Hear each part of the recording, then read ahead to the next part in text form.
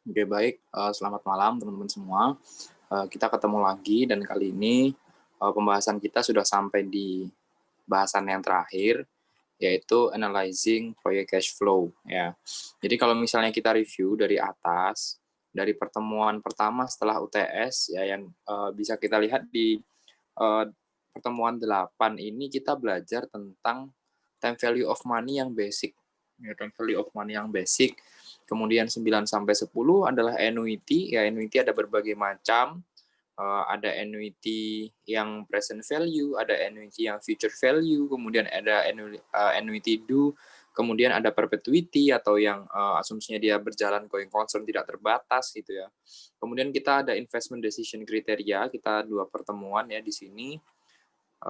Di investment decision kriteria ini, kita berpikir seandainya kita adalah seorang analis gitu ya, manajer keuangan di sebuah perusahaan, maka kita akan memikirkan apakah sebuah proyek itu layak diambil atau tidak, gitu ya, kurang lebihnya seperti itu. Indikatornya ada berbagai macam, yang sering digunakan adalah IRR, NPV, kemudian payback period, ya, modified payback period juga, ada profitability index, dan nanti ada beberapa indikator lain ya, cuman yang jarang sekali digunakan. Kemudian di pokok bahasan terakhir kita akan membicarakan tentang analyzing proyek cash flow gitu ya. Jadi kita akan melihat suatu proyek itu dia cash flow-nya seperti apa gitu ya. Kemudian dia sebenarnya sama sih. Eh, Tujuan akhirnya adalah menghitung atau memastikan, memberikan rekomendasi apakah proyek ini layak untuk kita jalani atau tidak gitu ya. Bedanya dengan investment apa? Kalau investment biasanya pembelian gitu kan, kemudian, kita beli mesin, kita beli saham dan sebagainya. Tapi kalau, ke analyzing proyek gitu ya, ini kita menghitung arus kas sebuah proyek gitu ya. Nanti seperti apa lebih jelasnya, kita akan masuk ke dalam materinya. Oke, di sini, kita dapat melihat ya di chapter 12, analyzing project cash flow, eee, jadi sebenarnya di sini pokok bahasannya ada beberapa, ada 4 ya. Yang pertama itu, incremental, kemudian forecasting, kemudian kalau ada inflasi seperti apa, sama ada replacement project cash flow ya. Ada proyek, kemudian dia diganti dengan proyek yang lainnya. Ya kurang lebihnya seperti itu. Ya, kita lihat, di sini ada mengidentifikasi arus kas incremental, kemudian menghitung memperkirakan arus kas, suatu proyek ya, kemudian mengevaluasi pengaruh inflasi terhadap arus kas proyek, dan kemudian ada juga menghitung arus kas incremental untuk investasi yang dia sifatnya adalah penggantian ya atau replacement. Kemudian ada beberapa prinsip yang kita terapkan di sini yaitu cash flow as a source of value ya. Konsep ini harus kita pegang gitu ya. Kenapa? Karena cash flow inilah ya suatu nilai dari apapun itu, baik dari bond, dari saham, dari sebuah perusahaan, itu adalah cash flow itu adalah source of value dari mereka gitu ya. Kemudian konsep kedua adalah individual response to incentive. Oke. Kemudian yang pertama adalah kita akan melihat bagaimana cara kita mengidentifikasi arus kas incremental atau incremental cash flow. Apa sebenarnya arus kas incremental itu gitu ya. Arus kas incremental mengacu pada tambahan arus kas perusahaan yang berasal dari diterimanya sebuah proyek baru. Ya, jadi kuncinya di sini ya, diterimanya sebuah proyek baru. Tambahan arus kas. Jadi ada arus kas sebelumnya dengan arus kas yang setelah kita ada proyek baru gitu ya. Rumusnya seperti apa? Sangat simpel sekali.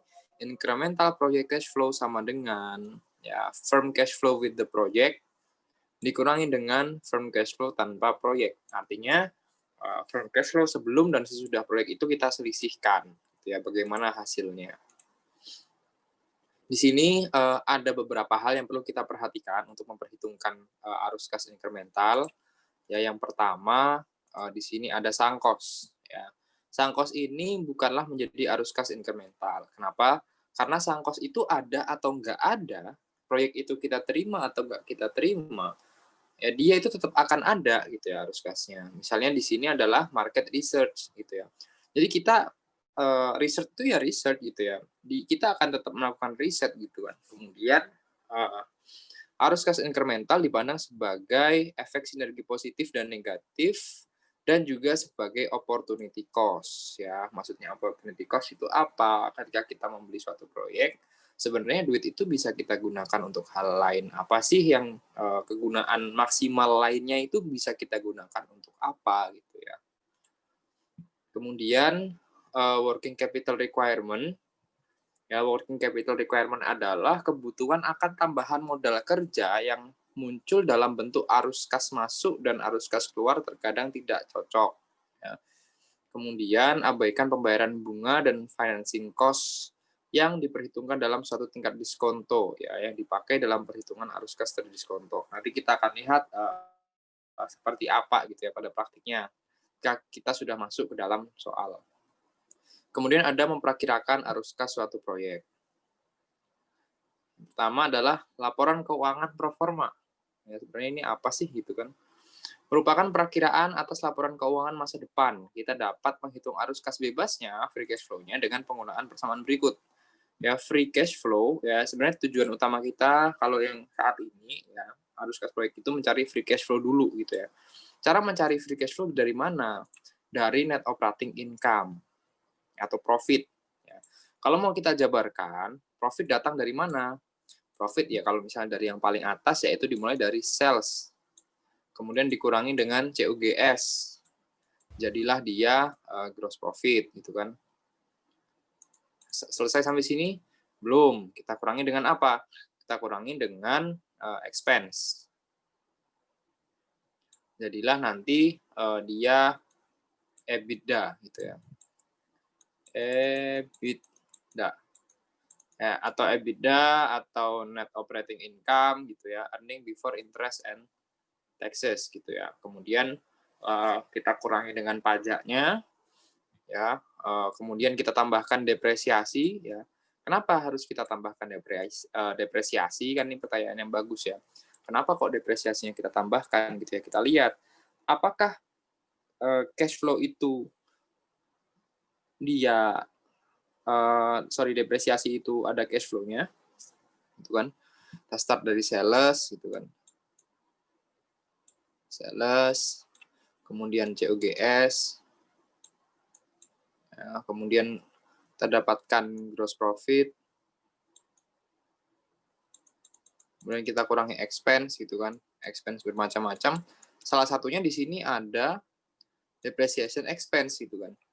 Setelah itu kita dapatkan EBITDA. Ini before interest and taxes. Oh, depresiasinya udah. EBIT tok berarti ya. EBIT doang, bukan EBITDA, tapi EBIT, earning before interest and tax. Ya, EBIT atau net operating profit. Ya. Kenapa kok, Mas, kenapa nggak dari awal expense-nya nggak usah kita hitung gitu ya. Nah, kenapa expense harus kita hitung? Karena pengenaan tax, ya, pajak ini kan kenanya dia berdasarkan, nah itu tadi kan, net operating income-nya tadi kan, makanya kenapa kenapa depresiasi harus kita masukkan dulu di awal, karena kita harus menghitung pajaknya gitu kan. Kalau depresiasi nggak kita masukin di awal, pajaknya kegedean banget juga gitu kan. Nah, karena dasar pengenaan pajak adalah berdasarkan EBIT-nya atau net operating income, maka depresiasi kita masukkan dulu gitu kan. Setelah itu, setelah kita kurangi pajak, baru depresiasinya kita balikin lagi, kita tambahin lagi. Kenapa? Karena ini kita kurangi, tapi kan cash flow kita nggak berkurang sebenarnya ya kan, makanya kita balikin lagi. Kemudian kita kurangi increase in capital expenditure dan dikurangi dengan increase in net operating working capital. Ya, diingat dia increase-nya. Dia increase-nya. Kemudian biaya depresiasi dikurangkan pada saat kita menghitung pendapatan perusahaan yang dikenakan pajak, tapi depresiasi bukanlah biaya tunai atau ada arus kasnya. Oleh karena itu depresiasi harus ditambahkan kembali. Nah, di sini biaya depresiasi tahunan, kalau misalnya kita ngomongin depresiasi ya, cost of equipment ditambah shipping and installation expense. Ya, ini adalah biaya kita dalam mendapatkan benda tersebut gitu ya. Misalnya kita mau beli mesin, ya ingat cost is something you give up to get it gitu kan. Jadi kayak ya cost is what you give up to get it ya. Jadi biaya itu apapun yang kita korbankan untuk mendapatkan sesuatu, ya itulah kita hitung sebagai biaya. Kita akui hal tersebut sebagai biaya. Dalam hal ini ada shipping, ya, ada biaya pengantaran dan biaya pemasangan gitu ya. Kemudian depresiasinya seringkali kita menggunakan metode garis lurus. Caranya bagaimana? Kalau dia nggak ada salvage value, tinggal harga dia gitu ya, cost dia kita bagi dengan harapan hidupnya gitu ya, atau kira-kira dia ini bisa dipakai berapa lama sih gitu kan? Atau katakan gini, misalnya kita beli bangunan gitu kan, kita beli bangunan, beli rumah gitu ya, rumah itu dia 50 tahun jangka waktunya. Ya, kalau misalnya harganya adalah 100 juta gitu kan. Berarti katakan di akhir nanti dia salvage value-nya adalah berapa enaknya, 20 juta gitu ya, di tahun ke-50 nanti nilainya 20 juta gitu kan. Berarti ya cara menghitung depresiasinya gampang sekali. Ya tinggal 80 juta dibagi 50 tahun gitu kan. Nanti kita dapatkan depresiasinya berapa sih per tahun gitu kan. Jadi bisa kita simpulkan nanti depresiasinya per tahun itu dia 2% gitu ya. Dari mana? Dari 100% dibagi dengan 50 tahun. Oke, simpel ya. Hitung ini aku rasa nggak ada masalah lah. Kemudian, ini ada contohnya. Nanti bisa teman-teman baca. Kemudian di sini ada 4 langkah prosedur menghitung arus kas proyek. Ya. Yang pertama adalah estimasi arus kas operasi proyek, ya, operation-nya. Kemudian hitung kebutuhan modal kerja proyek, hitung pengeluaran modalnya. Ya, kemudian hitung arus kasnya. Jadi di sini kita perlu working capital juga, ya kan. Kemudian ada juga kita perlu menghitung capital expenditure-nya. Ya. Jadi operating cash flow ini masih operating ya, dia belum free cash flow, jadi masih operating cash flow. Ya, operating cash flow kita dapatkan dari mana? Dari NOPAT, ya, net operating income after tax ya, setelah dikurangi dengan pajak. Ya, EBIT dikurangi dengan pajak dia jadi NOPAT, kemudian kita tambahkan depresiasi, kita dapatkan operating cash flow. Setelah kita dapat operating cash flow, kemudian kita hitung kebutuhan modal kerja suatu proyek. Gitu ya. Pada saat penjualan meningkat, saldo piutang dagang perusahaan akan bergerak naik. Oleh karena itu, proyek baru bisa berdampak pada meningkatnya investasi perusahaan dalam bentuk persediaan barang. Keduanya berdampak pada arus kas keluar. Teman-teman ingat laporan arus kas, ya waktu pengakuan 2 ya, kita ada menganalisa laporan arus kas. Di situ kalau misalnya utangnya naik, berarti ada arus kas masuk. Kalau utangnya berkurang, berarti ada arus kas keluar ya, masih ingat ya. Nah, working capital itu kan current asset sama current liability ya. Berarti kita mainnya di 2 itu aja gitu ya. Tinggal nanti kita cari seperti apa posisinya, nanti di sana dia mintanya seperti apa. Misalnya di sini, jika perusahaan mampu mendanai sebagian atau seluruh persediaan barang dengan menggunakan kredit, maka hal ini akan menggantikan pengeluaran uang, sehingga penggantian bersihnya adalah misalnya di sini ada increase in account receivable, kemudian increase in inventory. Ya, increase in account receivable dan increase in inventory, mereka semua ini berarti apa? Arus kas keluar gitu kan? Ya enggak? Di itu masih ingat ya di analisa laporan arus kas ya. Increase in account receivable, increase in AR itu berarti arus kasnya kalau keluar ya. Kalau account receivable-nya berkurang kan berarti ada yang bayar utang ke kita, berarti arus kas masuk ya. Kalau ininya bertambah berarti arus kas keluar. Increase in inventories berarti kita beli inventory-nya naik sehingga dia keluar, ya, arus kas keluar. Kemudian increase in account payable. Ya kalau increase in account payable berarti arus kas masuk gitu kan. Kemudian kita kurangi semuanya, kita dapatkan investment in net operating working capital. 78.000. Habis itu gimana? Kita kurangkan gitu ya. Nanti kita lihat. Kemudian kita juga menghitung kebutuhan pengeluaran modal suatu proyek. Pada saat proyek berakhir, kita menambahkan nilai sisa aset ke dalam arus kas pada tahun terakhir bersama dengan pemulihan modal kerja operasional. Ya. Nah, tadi increase in working capital-nya kita kurangkan di sini, kemudian increase in net working capital, increase in net working capital kita tambahkan di sini, dan increase in capital expenditure kita tambahkan. Kita kurangkan kok, kita tambahkan. Yang keduanya kita kurangkan ya, increase in net working capital dan increase in capital expenditure ya, kita kurangkan terhadap apa tadi ini operating cash flow, sehingga kita dapatkanlah yang namanya free cash flow. Oke. Misalnya di sini ada contoh soal nih. Ya, katakan sebuah perusahaan, singkat aja CCC gitu ya. CCC sedang mempertimbangkan rencana investasi mesin jahit yang dikaitkan dengan perubahan dalam pendapatan.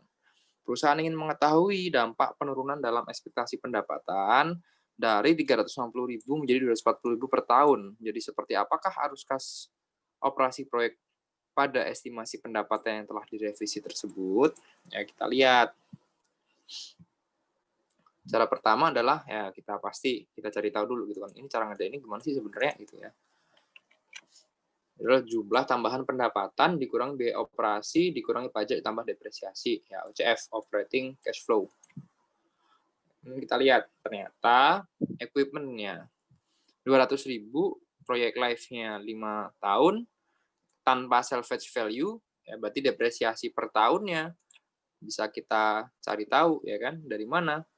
Yang tadi udah kita itu ya, kalau dia tanpa salvage value berarti tinggal kita bagi aja 200.000 bagi 5 ya, kita dapatkan nanti dia hasilnya 40.000 per tahun. Ternyata ada cash operating expense ya 5.000 per tahun. Ada revenues yaitu 240.000 per tahun. Kemudian ada growth rate for revenues-nya nggak ada, jadi tahun pertama sampai tahun kelima revenue-nya terus sama gitu ya. Kemudian COGS-nya 60%. 60% dari apa? Dari ini revenues ya. 60% dari revenue dia. Kemudian investment in net working capital. Ya dia 78.000, kemudian required rate of return-nya 20% dan tax rate-nya 30% ya. Nanti kita akan tahu required rate of return kita pakai untuk apa. Ya, setelah itu kemudian kita lanjutkan. Yang pertama, kita cari dulu operating cash flow-nya. Operating cash flow dapat dari mana? Dari NOPAT ya, atau net income dikurang net operating income dikurangi pajak ditambah dengan depresiasi ya, sehingga nanti kita dapatkan catatan selama tidak ada perubahan dalam pendapatan maka total arus kas akan tetap sama setiap tahunnya. Jadi tahun 1 sampai ke 5 ya, pendapatannya adalah 240.000 di sini ya. Kemudian COGS-nya adalah 60%. 60% dari apa? Dari revenue ya kan, 144.000 kita dapatkan gross profit dikurangi dengan expense-nya dikurangi depresiasi, kita dapatkan net operating income kita kurangi dengan pajak, dapatlah NOPAT, tambahkan depresiasi, kita dapat operating cash flow ya. Lagi ulangin, pertama adalah proyek revenue-nya kita kurangi dengan COGS ya, kemudian dapatlah gross profit ya, ini AKBI ya, ini AKBI banget nih. Kemudian setelah dapat gross profit, kita cari operating expense ya, diketahui operating expense sekian, kita kurangi lagi depresiasi, dapatlah net operating income atau EBIT. Ya, setelah dapat EBIT gimana? Dapat EBIT kita kalikan dengan pajaknya. Pajaknya setelah kita kurangi dengan pajaknya, kita dapat NOPAT atau net operating profit after tax gitu kan. Kemudian kita balikkan lagi depresiasinya dan kita dapatkan operating cash flow. Kita dapat operating cash flow gimana? Ingat ya. Di sini ada analisa juga. Proyek ini memberikan kontribusi sebesar 3.500 dalam income operasi perusahaan dengan berbasis pada pendapatan tahunan sebesar 240.000. Hal ini menyajikan penurunan yang signifikan dari 69.300 pada saat pendapatan 390.000. Sama depresiasi adalah biaya non tunai, maka ia ditambahkan kembali. Ya, ini ada beberapa catatan gitu ya. Sehingga dia dapat kalau ini 69, sorry, tadi ini ya, 35.700 ya, di sini 35.700 posisinya. Kita tambahkan lagi dengan depresiasi karena dia nggak ada arus kasnya, sehingga kita dapatkan ya ini ya 75.000 ya. Kemudian proyek ini memberikan kontribusi sebesar 75.700, bahwa pendapatan turun, maka arus kas operasi juga akan turun. Nah, kemudian apa gitu kan? Kemudian kita hitunglah NPV proyeknya. Gitu kan. NPV proyek ini apa maksudnya? Ya NPV proyek ya kita hitung aja NPV-nya. Tadi ada required rate of return-nya kan? Ya, tadi ada required rate of return. Berapa required rate of return-nya? Required rate of return-nya adalah 20%.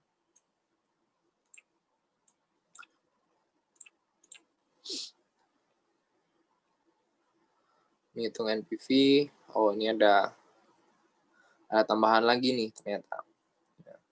Setelah kita mengestimasi, kita dapat menghitung NPV-nya. Menghitung NPV, ternyata dia ada increase in net working capital-nya. Ya, ada increase in net working capital. Oh, ternyata di sini diketahui juga ada discount rate. Oke, berarti yang kita gunakan adalah discount rate-nya. Jadi di sini tahun ke-0 ini adalah pengeluaran dia. Ya, ini adalah pengeluaran dia. Ya, pengeluaran dia ini dikurangi dengan adanya working capital. Ya, ingat di sini lihat working capital-nya, ya net working capital-nya, dia dibalikin lagi di tahun ke-5. Ya enggak, dia dibalikin lagi di tahun ke-5. Ya. Jadi di sini tahun ke-0 sekian, ya, tahun ke-1 sampai 4 sekian, tahun ke-5 sekian. Oke. Kemudian seperti apa? Ya, kita hitung aja. Kita dapatkanlah NPV-nya, ya diskon rate 15% ya, di sini diskon rate 15%. Dan kita dapatkan NPV-nya adalah 18.560. Nah, kemudian bagaimana misalnya ada inflasi? Arus kas yang memperhitungkan inflasi masa depan disebut nominal cash flow, sedangkan yang tanpa inflasi disebut sebagai real cash flow. Arus kas nominal harus didiskontokan dengan tingkat nominal, dan arus kas real harus didiskontokan dengan tingkat bunga real. Sebenarnya bedanya adalah tingkat diskontonya, gitu ya, lebih ke tingkat diskontonya aja. Jadi misalnya nanti kok diketahui harganya mengalami kenaikan gitu kan, atau ada apa, sehingga kita tahu bahwa yang hal itu adalah nominal cash flow, maka untuk mempresent value-kannya kita bisa menggunakan yang namanya tingkat diskonto real ditambah dengan tingkat inflasi gitu kan. Kalau di makroekonomi itu namanya katakan interest rate-nya gitu ya, nominal interest rate itu sama dengan real interest rate ditambah dengan nanti ditambah dengan inflasi ini ya. Oke. Kemudian bagaimana dengan replacement gitu kan, dengan proyek pertambahan? Ya, misalnya ada proyek perluasan, investasi penggantian. Nah, di sini datangnya dari yang namanya penghematan. Bukan dari pendapatan baru ya, dari cost saving-nya. Yang dihitung dari cost saving-nya. Untuk memfasilitasi analisis anggaran, kita mengkategorikan arus kas investasi ke dalam 2 kategori. Ya ini ya intermezzo aja, ada initial outlay, ya kita udah tahu ya pasti teman-teman juga. Initial outlay itu yang dikeluarkan di tahun ke-0 biasanya ya. Cash flow pertama, dia biasanya outflow garis keras kalau dia ya. Kemudian annual cash flow-nya ya, tahunannya, cash flow tahunannya. Initial outlay, ya ini ada biaya perolehan, pengiriman, instalasi, investasi, modal kerja bersih, penjualan peralatan lama, implikasi pajak terhadap penjualan peralatan lama. Nah, yang baru ada di 2 ini. Ya. Kalau yang atas ini kan capital expenditure, ya kan? Kemudian ini adalah additional working capital, ya. 2 ini yang baru, yaitu penjualan peralatan lama sama bagaimana dampaknya terhadap pajaknya gitu kan. Ada pajak nih ternyata dari penjualannya. Nah, misalnya di sini ada 3 skenario ketika aset lama itu dijual. Skenario pertama adalah ternyata harga jual aset lamanya sama dengan nilai buku. Kalau sama dengan nilai buku, maka dia nggak ada pajaknya. Gitu. Tapi apabila lebih besar daripada nilai buku, maka selisih antara harga jual dengan nilai buku merupakan keuntungan kena pajak. Ya, dia disebut sebagai keuntungan kena pajak. Kalau misalnya harga jual mesinnya tadi ternyata lebih besar daripada nilai buku mesinnya. Bagaimana jika dia lebih rendah, maka dia adalah kerugian kena pajak, ya, dan dia bisa meng-offset capital gain-nya. Atau istilahnya mengurangi lah ya. Kemudian ada annual cash flow, arus kas tahunan pada investasi atau keputusan penggantian berbeda dengan arus kas pada perolehan aset baru. Kenapa? Karena kita mempertimbangkan perbedaan arus kas yang baru dengan yang lama. Perubahan dalam depresiasi dan pajak. Biaya depresiasi akan meningkat sebesar nilai depresiasi aset baru, tetapi akan menurun sebesar nilai depresiasi aset yang digantikan. Nanti kita lihat contohnya biar lebih gampang kali ya.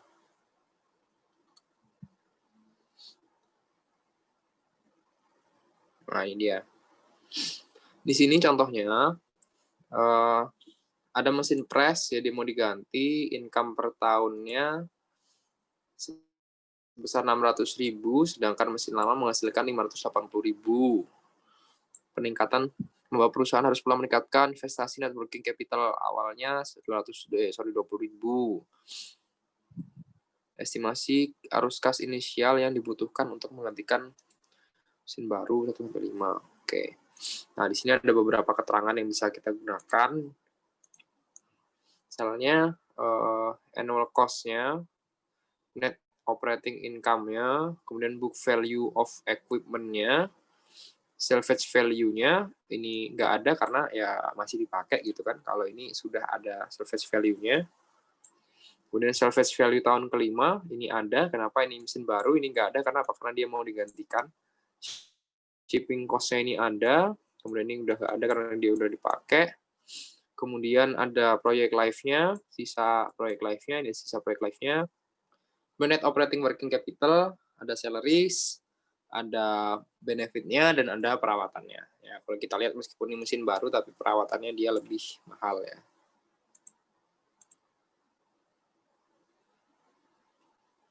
Nah, caranya gimana?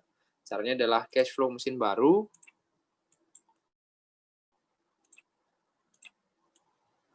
Dikurangi dengan cash flow mesin yang lama, ya, sama dengan perbedaannya, ya, atau selisihnya gitu kan, selisih mesin baru dengan mesin yang lama. Keputusan untuk mengganti mesin ya apabila ya replacement cash flow-nya yang jelas dia harus positif ya kan. Masa dia negatif ya percuma dong gitu kan. Arus kas perhitungan dengan menggunakan persamaannya sama ya. Kemudian proyek penggantian pendekatannya ada pada perbedaan dalam biaya dan benefit mesin baru ya, ditandingkan dengan mesin lama. Ingat ya, jadi dia di sini biayanya dan juga benefitnya. Ini kita jumlahkan ya, initial outlay-nya dari harga dia sendiri, ya, kemudian biaya itunya, biaya diantar ke sininya, kemudian biaya pemasangan, kemudian penjualan dari barang lamanya, kemudian ada pajaknya gitu kan. Kita lihat penjualan barang lamanya gimana sih? Sini ya. Ini ada book value, ada salvage value-nya gitu kan. Dan kita lihat di sini di tabelnya, nah di sini dia. Di sini harga barunya 350.000, ada biaya antarnya, ada biaya pemasangan, ada tambahan working capital-nya. Nah, ini dia disebut sebagai initial outlay-nya gitu ya. Kemudian yang mesin lama gimana? Mesin lama ada penjualan mesin lamanya 150.000 gitu kan. Ternyata dia lebih tinggi dari apa? Dari book value-nya. Tadi book value-nya dia adalah 100.000 gitu ya. Berarti masih ada kelebihan berapa? 50.000 ya, 50.000 ini akhirnya kena pajak 30%. Ya, kemudian dia dikurangi pajaknya, dapatlah net cash flow-nya 135.000. Kemudian kita selisihkan. Kenapa harus kita selisihkan? Ya karena beli mesinnya kan berarti semakin lebih sedikit kan. Harga mesin 420.000, mesin lama kita jual dapat 135.000. Sehingga sisanya yang perlu kita bayar adalah 285.000. Lalu seperti apa? Kita lihat arus kasnya. Ya. Increase in operating income-nya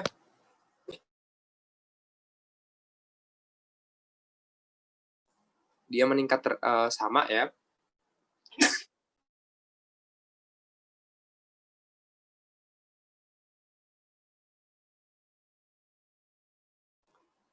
Kemudian ada reduce in salaries, ada reduce in defect-nya, kemudian ada reduce in fringe benefit-nya, ya kemudian total cash flow-nya, kita dapatkan cash flow dari tahun pertama sampai tahun kelima. Kemudian di sini ya yang membedakan apa sih sebenarnya? Tadi kan ini benefit-benefitnya ya kan, kemudian ini cost-nya gitu ya, cost yang akhirnya mengurangi benefit tadi ya. Misalnya Anda perawatannya naik, biaya perawatan, depresiasinya naik, kemudian inilah net operating income-nya, kemudian kita kurangi pajak, Anda nopat, depresiasinya kita balikin, kemudian kita dapatkan operating cash flow, kita kurangi dengan perubahan working capital. Ya, change in operating working capital. Tadi di tahun ke-0 udah keluar, di tahun kelima dibalikin. Ya, kemudian dikurangi dengan capital expenditure. Sehingga kita dapatkan nih, ternyata di tahun ke-5 183, di tahun ke-1 sampai 4 113. Capital expenditure ini yang di tahun pertama berarti ya, dibalikin lagi. Nah, terus gimana? Kita udah dapat nih cash flow-nya, kita udah dapat initial outlay-nya, ya tinggal kita present value kan. Ya, kita cari NPV-nya dengan tingkat diskonto 15%. Dapatlah hasilnya 128. Kalau dia positif, ya berarti it's okay, nggak ada masalah kalau mau kita terima. Oke, nah untuk tingkat diskonto, yaitu macam-macam sekali, sangat beragam gitu ya. Biasanya udah diketahui di soal, jadi teman-teman nggak perlu bingung. Tapi kalau ditanya dari mana, dia datangnya macam-macam ya. Bisa dari, ini sebelumnya udah sempat belajar WACC kan ya. Weighted average cost of capital, bisa cost of debt, bisa cost of equity, ya bisa datangnya dari situ sih. Seringnya dia digunakan dari situ. Ya ini NPV ya, ada NPV. Kemudian kalau misalnya disuruh nyari IRR gimana berarti? Ya kalau suruh cari IRR berarti ya kita pakai rumus IRR dong, ya kan? Initial outlay-nya harus sama dengan apa? Future cash flow-nya ya. Harus sama dengan free cash flow-nya. Dari tahun pertama sampai tahun kesekian. Ini harus sama ya, harus sama ya, ini present value kali ya, present value dari future free cash flow-nya. Dan kalau ini kan baru NPV ya kan, ini bisa kita juga cari dengan IRR. Atau misalnya disuruh cari profitability index-nya gitu kan. Ya udah, berarti present value dari future free cash flow-nya dari tahun 1 sampai tahun sekian ya, kita bagi dengan initial outlay. Kalau hasilnya PI-nya lebih dari 1, kita terima. Kalau PI-nya kurang dari 1, ya kita tolak gitu ya. Nah, nanti tergantung indikator apa yang kita akan gunakan. Oke, teman-teman, cukup sampai di sini dulu. Apabila ada yang ingin ditanyakan, silahkan. Aku buka pertanyaan dulu sebelum nanti aku akhiri. Oh ya, ini videonya aku upload di YouTube ya, nanti biar bisa teman-teman lihat juga.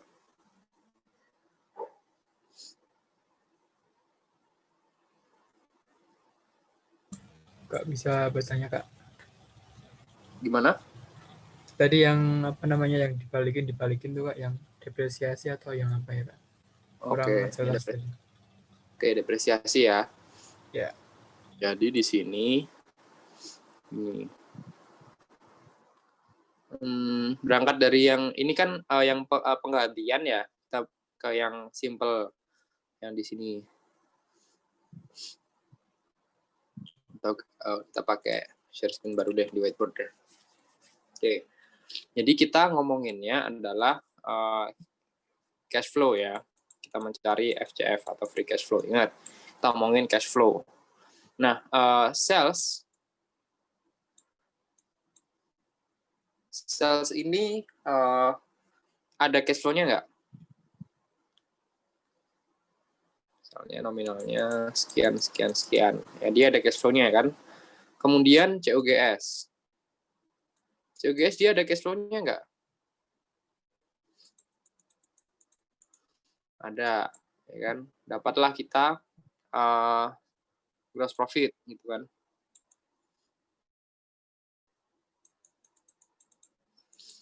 Setelah gross profit kita apakan? Kita kurangin dengan dengan expense, ya kan. Misalnya tadi expense-nya ada depresiasi deh yang paling gampang. Kemudian ada operating expense. Kemudian ternyata dia ada biaya perawatan tiap tahun gitu kan. Expense apa gitu kan. Nah, expense ini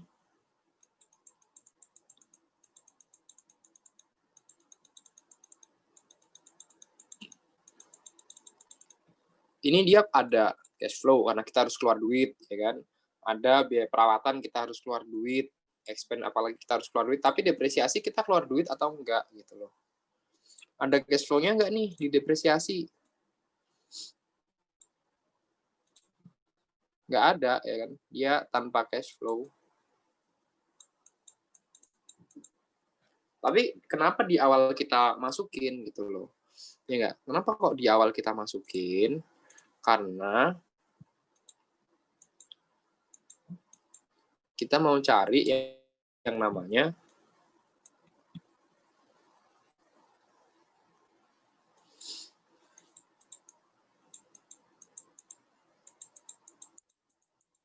pajaknya, teksnya.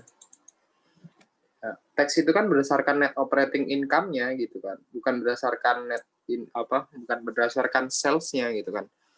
Karena teks ini berdasarkan operating income-nya, jadi mau nggak mau ya kita harus nyari teksnya dulu berapa gitu kan. Oh ternyata teksnya katakan sekian sekian sekian gitu ya.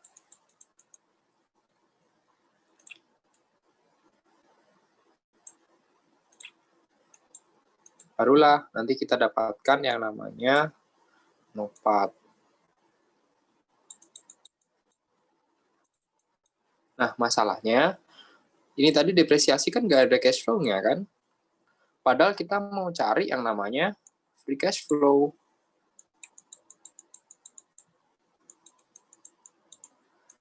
Maka dari itu depresiasinya harus kita balikin lagi.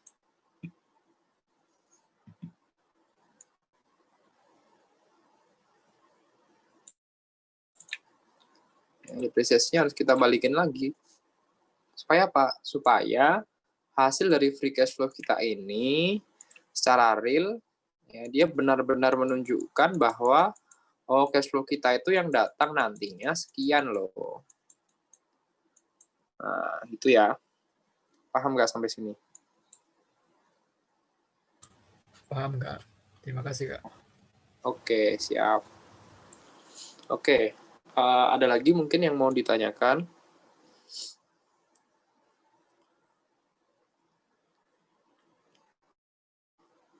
Kalau nggak ada, aku akhiri ya.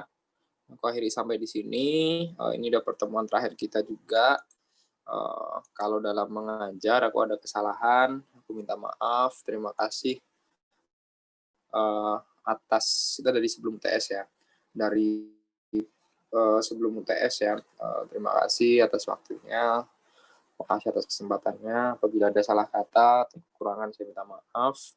Aku akhiri sampai di sini. aku tutup. Assalamualaikum warahmatullahi wabarakatuh. Selamat malam dan selamat istirahat. Waalaikumsalam. Terima kasih, Kak. Waalaikumsalam, Oke. makasih Kak.